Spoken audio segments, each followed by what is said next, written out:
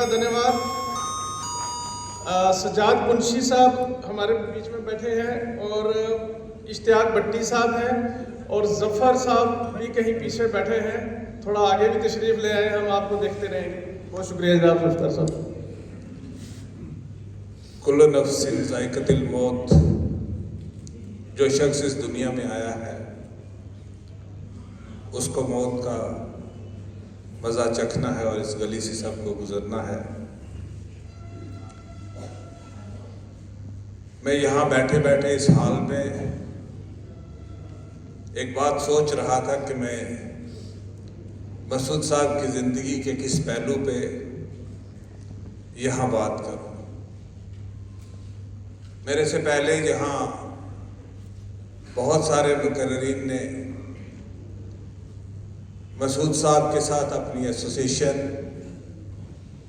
और उनके ज़िंदगी के कुछ पहलुओं पे रोशनी डाली, क्योंकि जिस तरीके से बान साहब ने यहाँ पे कहा या बी आर शर्मा साहब ने यहाँ पे कहा कि मसूद चौधरी साहब अपने आप में एक इदारा थे, अपने आप में एक इंस्टीट्यूशन थे। मुझे अपने 20 साल के पॉलिटिकल कैरियर में बहुत मौका मिला मसूद साहब के साथ मिलने का, बैठने का, बात करने का, हर पहलू पे। और मैंने उस शख्स में अपने कौम के लिए जितना दर्द पाया, शायद मुझे इतना दर्द किसी और में दिखाई नहीं दिया। अक्सर हमारे कबीला में, हमारे तबका में जब कोई आगे बढ़ जाता है तो उसकी कोशिश ये होती है कि वो पीछे वालों को लात मार के पीछे करे। वो अपनी जुबान को छोड़ देता है, वो अपने तमद्दन को छोड़ देता है, वो अपने कल्चर को छोड़ देता है। लेकिन मसूद साहब के पास हम जब भी जाया करते थे, बचपन से लेके मिनिस्टर बनने तक, मसूद साहब ने हमेशा अपनी जड़ों को याद रखा, अपने माजी को याद रखा, अपनी बुनियादों को याद रखा। वो हमेशा अपने तबका के लिए वो दर्द दिल रखते थे। हमने जब उनके पास जाना, उनने कहना गोजरी में बात करो। आप दूसरों की जुबान बोलते हो, अपनी जुबान को आप खत्म करते हैं। और बहुत सारे गुजर अफसर, मैं माजरत के साथ कहना चाहता हूं कि आज गोजरी जुबान नहीं बोलते, और जो बोलते हैं वो मसूद चौधरी की वजह से बोलते हैं। हमारे यहाँ रजौरी पुंछ में एक गुजर पहाड़ी का बहुत चर्चा चलता रहता है। तो मुझे एक बार मौका मिला, वक्त है, एक बार मुझे मौका मिला तो मैंने मसूद साहब को कहा, मैंने कहा जो साहब, हमारे पहाड़ी सेक्शन के लोग समझते हैं कि आप उनके खिलाफ हो। तो मसूद साहब ने मुझे कहा नहीं, मैं उनके खिलाफ कभी भी नहीं हूं और कभी ना था ना हूं। मैंने कहा क्यों, फिर ये लोग क्यों कहते हैं? कहा मैं चाहता हूं कि मेरी कौम के लोग सबके बराबर आके चले। इतना वक्त मेरी कौम को मिले कि वो सबके बराबर चलने के लायक हो जाए। हाल ही में मुझे उनसे मिलने का मौका मिला।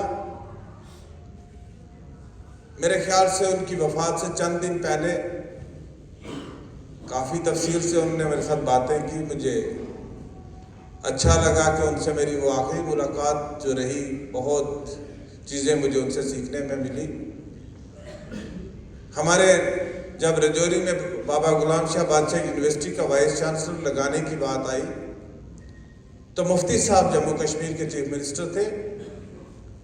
तो हमारे रजौरी पुंछ के कुछ लीडर साहिबान मुफ्ती साहब के पास चले गए कि चर्चा में ये चल रहा है कि आप मसूद चौधरी को बाबा गुलाम शाह बादशाह यूनिवर्सिटी का वाइस चांसलर लगाने जा रहे हैं।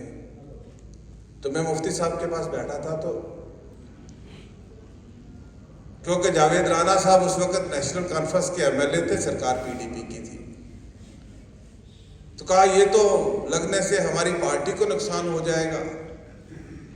तो मुफ्ती साहब ने कहा मैं पार्टियों को नहीं देखता, मुझे वो अदारा कायम करना है, और मेरी नजर में मसूद चौधरी से अच्छा इंसान कोई नहीं है जो उस अदारे को कायम कर सकता है। जब हम जाते थे उस पहाड़ को देखते थे तो लगता था ये क्या है, यहाँ पे कभी अदारा बन पाएगा। आज वो इतना अदारा है। मुफ्ती साहब, ये मसूद चौधरी साहब की देन, उन्होंने रोशनी के मीनार जहां जहां उनको मौका मिला खड़े किए। यहां तो उनके कुंबे की बात की जाती है, उनके अहलो अयाल की बात की जाती है, लेकिन मैं तो ये कहना चाहूंगा कि मसूद साहब का कुंबा सारी गुजर बरादरी है और ये सारे लोग हैं, हम ही नहीं हैं, उनके फैमिली नहीं है। हर आदमी अपने बेटे के लिए काम करता है, अपनी औलाद के लिए काम करता है। मसूद चौधरी तो वो आदमी है जिसने सारी कौम के बच्चों के लिए काम किया और सारी कौम की एक जो निशान कायम किया है वो सारी कौम हमेशा याद रखेगी। मैं अपनी कौम की तरफ से, अपने दिल की तरफ से, अपने बरादरी की तरफ से और उनके चाहने वाले हजारों लोगों की तरफ से खराज तहसीन पेश करता हूँ। शख्स पैदा होते हैं लेकिन शख्सियत कभी कभी पैदा होती हैं, और मसूद चौधरी साहब एक बहुत बड़ी शख्सियत थी। अल्लाह उनको गरी के रहमत करे। शुक्रिया, बहुत बहुत शुक्रिया जुल्फिकार साहब।